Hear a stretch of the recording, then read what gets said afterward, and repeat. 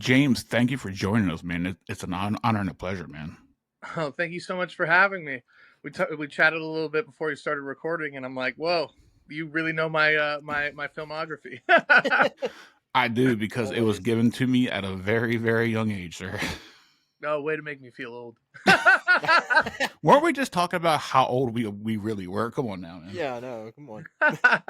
But let's start with the workout, man. This movie is a gut punch from the start, dude. Like, where did you come up with this script? Because it had me in my feels within like the first 30, 40 some seconds. Yeah. Oh, thank you so much. Yeah, we were trying to make like a really visceral movie that was like down and dirty, and interestingly enough, it was trying to combine like the style from my early on in my career where I did found footage stuff like, To Jennifer and Hate Crime, and combine that with the action that I was doing now. So I was like, what, like, let me see if I can make like a found footage action movie. And I wanted to, make it really personal, and I'm like, okay, like let's have the hero directly addressing camera constantly.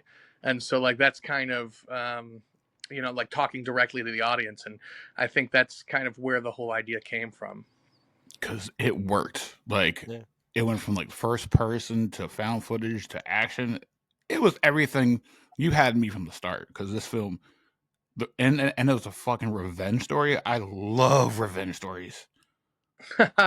Thank you, man. It's also incredibly violent, which I love, and Oh yeah. and Yeah. Peter is awesome in it. Our lead, as well as Josh Kelly and Augie Duke and Ashley Evan Smith, and we just had such a fun cast of people. And as weird as it sounds, like this was made right after the strikes, so I was at home for the first time, like not working for like a whole year because of these strikes. And right when it ended, I was like, I'm not waiting anymore. I'm gonna make a movie. And I posted online. I'm like, I'm gonna make a movie next week, no matter what, because like my birthday's starting. Like I want to start filming right now.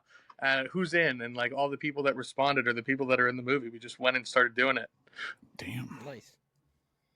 Wow. I'm just blown away by that because I've totally forgot about the strike until you just. Because now it was like 2 years ago? 3 years ago? It ended. It ended a little over a year ago. Oh, Like okay. almost like a year and a half ago. Why does it feel so much longer? Well, because there was a lot of movies that sat because of the strike. Oh yeah. Because they were in the middle of making them, and then the strike happened. So then, hey, we're gonna stop. We're gonna stop these movies now. Yeah, there's a lot And of then they're TV just shows that got canceled too because of the strikes. yeah. Yeah. And they still haven't read my emails about those TV shows. No, they have not gotten to them yet. So Yeah, what I is think waiting it should. for them to get I to them. personally think that it should be illegal to, if you cancel a show, to not allow like a wrap up movie or something, because like it's just not fair that like you watch 4 seasons of a show and then suddenly it's like, and it doesn't get an ending. or Yeah. you just get one and then you get a movie Firefly? Yeah, yeah, exactly. hmm So what Or is it like for you to be a writer, producer, director, all basically just one hat? What is it like for you? I mean, I know no other way. So it's awesome because I get to see the movie all the way through from inception to completion. But I will say that it does have its pitfalls because like producing, I always joke, is all the not fun parts of directing. Because like I started at a young age. I made my first movie, My Pure Joy, when I was 18 years old, straight out of high school, and I've been doing this for over 15 years at this point. And when I first made my movie, I had no crew. Like it was just me. For To Jennifer, My Pure Joy, Hate Crime. Like if you look at the crew list on those, it's like 3 people, and most of the jobs were done by me. Yeah. And so when you kind of think about that, like I didn't know you could have a crew. I thought it was just like one dude doing all the stuff. Like I thought that's what filmmaking was. So it's the once I got budgets and started working with crews, I didn't know the difference between producing and directing. That's why I say producing is the not fun parts of directing, because I was like, oh, I was already doing that. He was like, I was doing it with 3 people. What the hell? Yeah. Yeah. Exactly. that I can't even imagine the kind of pressure you face on a set. I don't even want to think about that.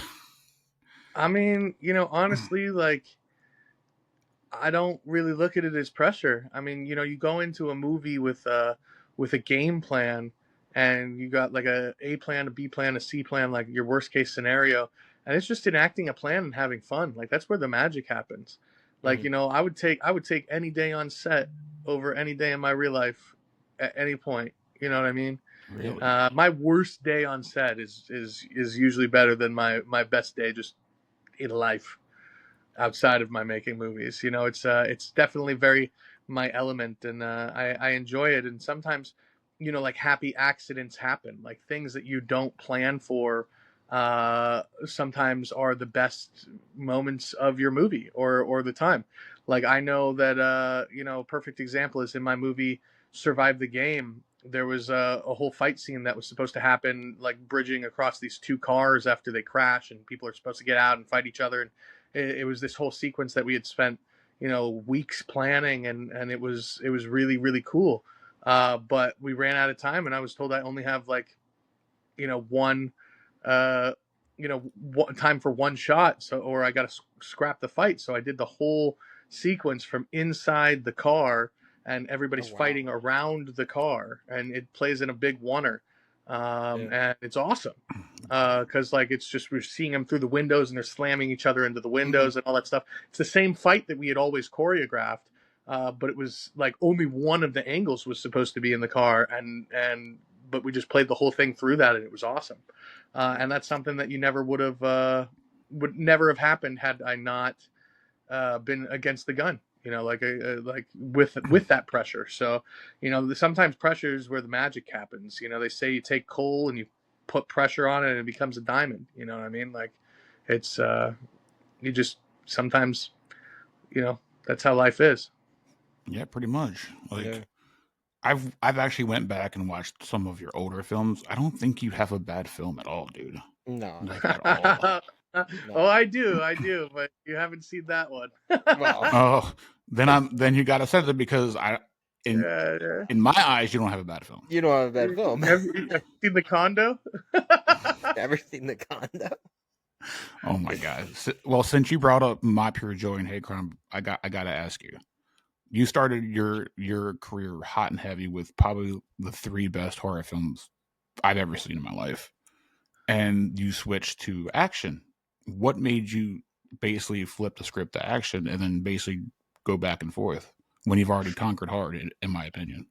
I mean, horror. I love horror movies. I love horror movies. I grew up on horror movies. I'm covered in horror tattoos. I always like really edgy, crazy horror movies, stuff like August Underground and like Shram and Necromantic, and like I liked the messed up horror movies growing up. Yep. Like I would try and much like how when you explained to me how you got one of my movies, like a friend handed it to you, like we would just like hand each other banned movies and like discs, and that's how we would Mhm. watch them. Like, oh, you got to Yep. see this. Like, Yeah, yeah, yeah. that's what we would do as kids. So I was really excited about doing all that. And I kind of switched over to action because I was like, I've done like every genre of horror. So I was like, like I didn't want to like repeat myself. I wanted to do something different, and I had spent a really long amount of time doing horror movies, Yeah. and so I was like, well, let me go into action.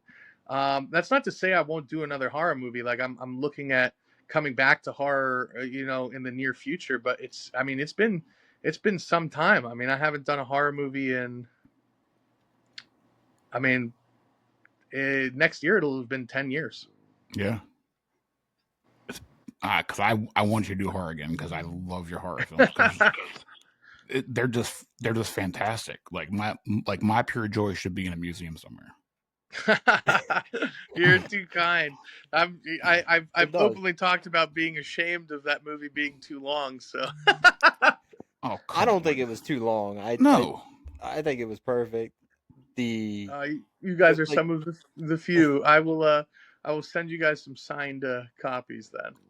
oh nice. Well, There you I'm go. putting mine in the museum. Yeah, mine's gonna go on a shelf. I gotta put a shelf up there with a couple of the other things I got. Nice, So, nice. so what is it like for you to work with some of the greats like Jean-Claude Van Damme and Bruce Willis in your career? It's kind of crazy. It's one of those things of like I grew up watching movies, like many of us, and that's what inspired me to make movies. And a lot of these people I've worked with are the people that I grew up watching. So it's like, Mhm. I like I it kind of like dawns on me when I'm like looking at the monitor and I'm like, he's in my movie. You know what I mean? Like I'm making something that I would have watched. uh and it's like I was like, if child me existed right now, he would want to watch this movie.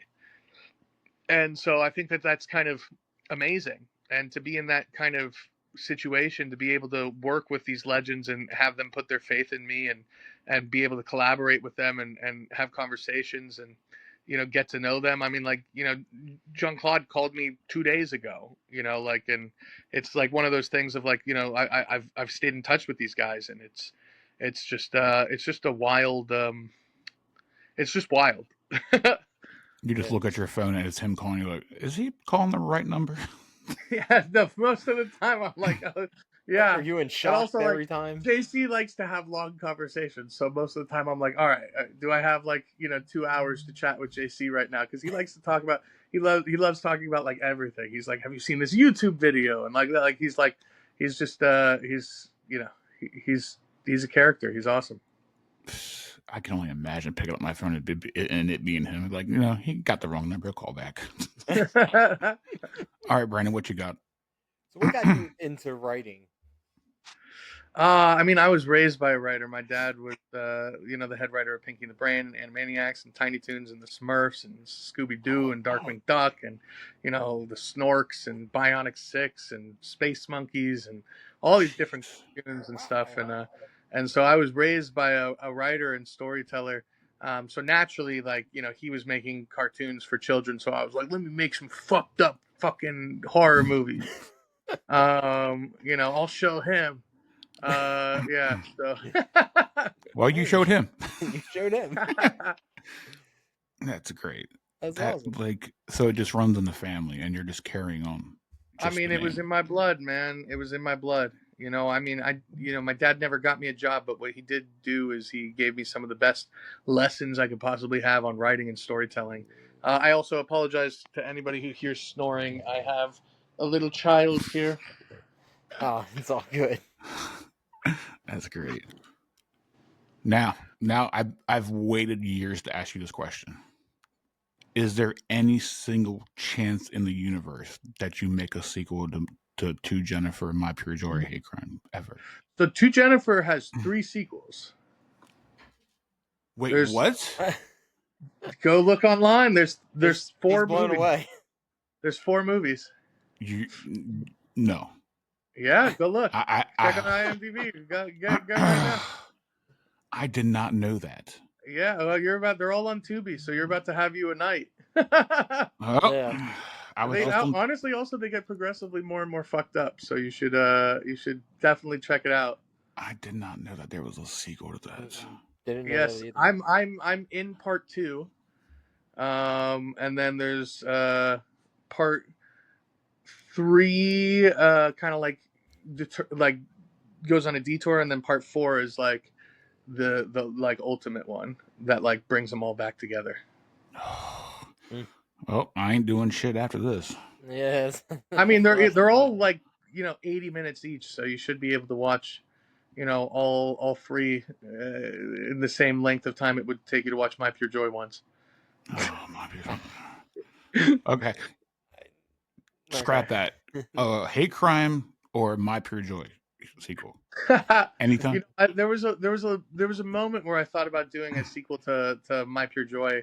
I never thought of doing a sequel to Hate Crime, but there was always an idea of doing a My Pure Joy sequel when I was younger, and it was going to be called Our Pure Joy, and it was going to be like an older version of Adam, like basically like training a kid to be a serial killer, and like teaching him the ropes of like how to do it. But Nice. you know, um, who knows? Maybe it'll happen, but I don't think I would.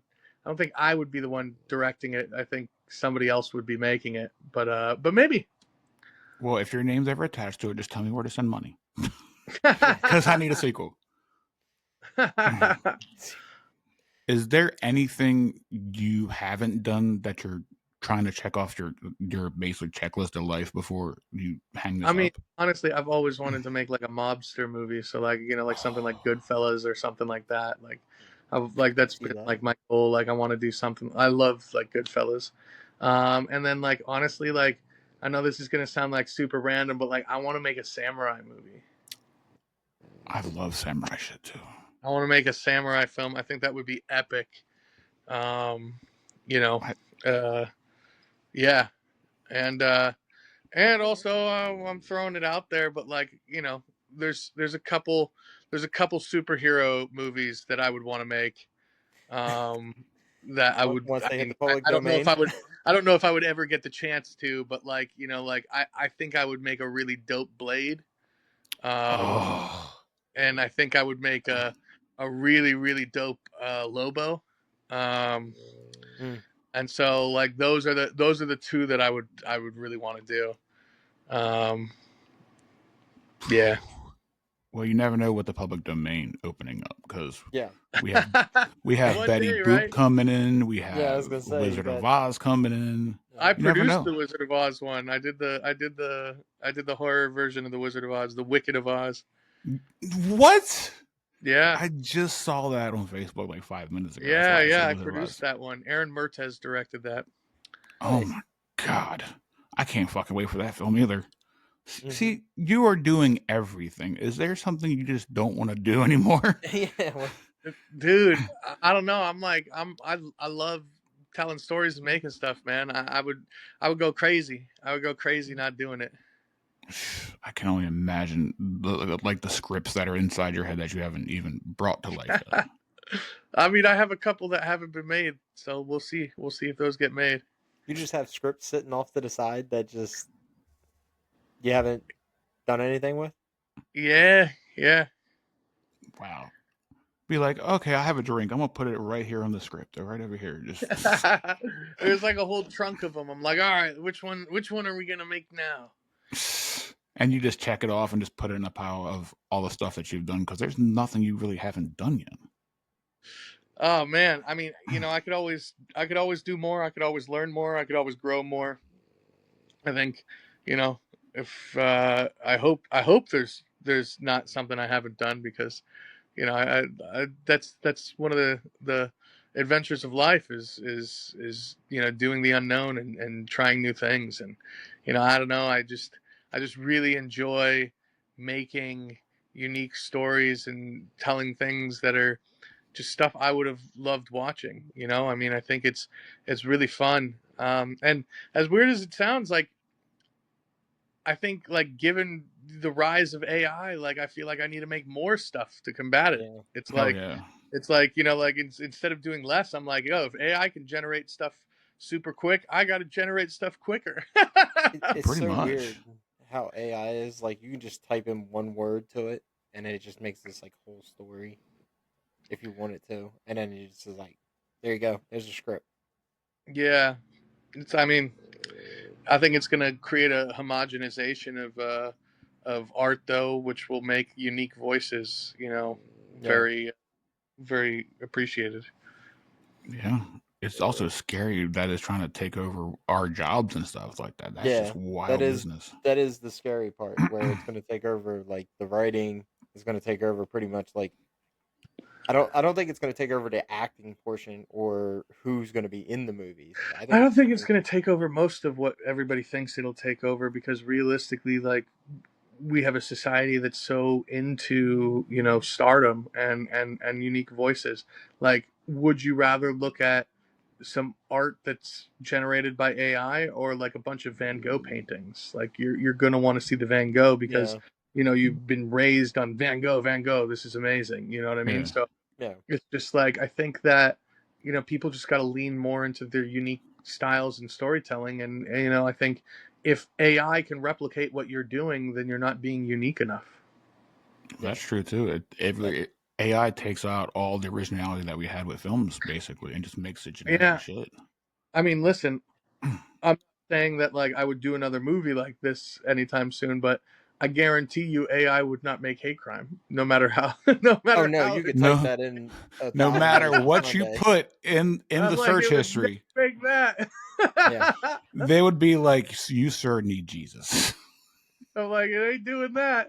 I don't think AI would make a movie like The Workout. Like that's just so No. unique. No. Like it wouldn't be able to process doing something like that. You know what I mean? Mm-mm. No, not a revenge story. Not the way it was written out. Not the way it was.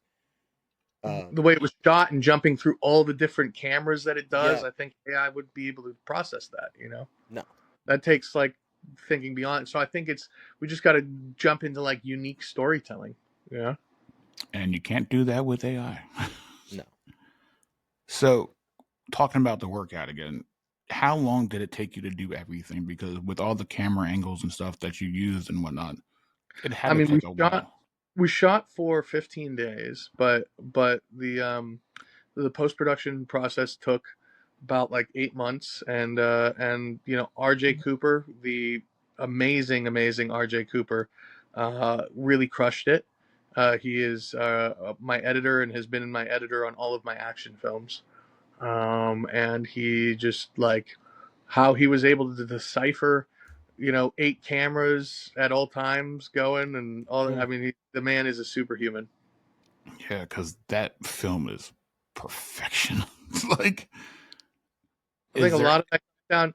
I got to give credit where credit is due. Again, like amazing cast and they were awesome, but like the hero of the workout is truly RJ. RJ is RJ was able to like turn so much into like into a movie. It's Yeah, just amazing what he was able to do.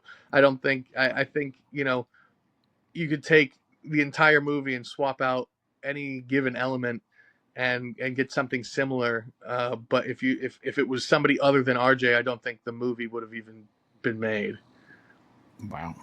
Because the first person in your film is just that view just sends me back to like Wolfenstein and Doom. Dude, I loved Wolfenstein as a kid. I used to play that dun dun dun dun dun dun dun dun dun. Halt! Who goes there? There. Yeah.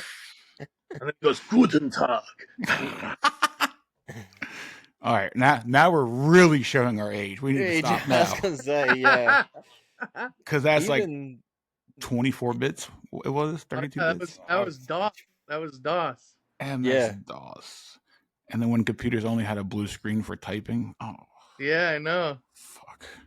So now I gotta ask, what is next for you? Because you just gave us this film. Because I know you're always working, man. Because I'm figuring out what's next. I'm figuring out my next move. I think, I think we're gonna do a bigger action movie, or we might do like a larger thriller. But we'll see. I think, I've done a lot of producing this year, but let's see what happens on the directing front. oh, I can't wait. If you put a thriller out, oh man, I can't wait. Where can everybody follow you? What do you have? You I can know you follow have me on Instagram. Instagram at James Cullen B. It is my only social media. I do not have a Facebook. I do not have a Twitter. So if you follow me on those platforms, that's not me. Please don't send that person Bitcoin. But send the guy on Instagram Bitcoin, Yeah. or just tell him how great he's doing. Either or attach it with Bitcoin too, and then you'll get his attention, I guess. Yeah. So, since the workout is streaming now, is there any chance for physical copies? Because I It need a is. physical Yeah, copy. there is a Blu-ray coming out through Anchor Bay that's loaded with special features. There is 2 different commentaries and a full like behind the scenes making of documentary that's like about 15 minutes long. Oh, Cool. guess I'll be picking that up. Need Yep. physical media. Need And everybody else should pick up the workout too, streaming on all platforms, right? Amazon, Anywhere Apple. you would rent a movie, it's there. Nice. Go fucking buy it because I already bought it. James, I appreciate you, man. I can't thank you enough for giving us all these films to I Tasty appreciate watch. you, man. Thank you so much for being a fan, and thank you so much for having me on the podcast. Hey, And no let's do problem. a little like swap, man. Like I'll give you a couple signed copies of my movies. I'll let you pick the ones. You send me one of those hats. I'll Hey, work on that.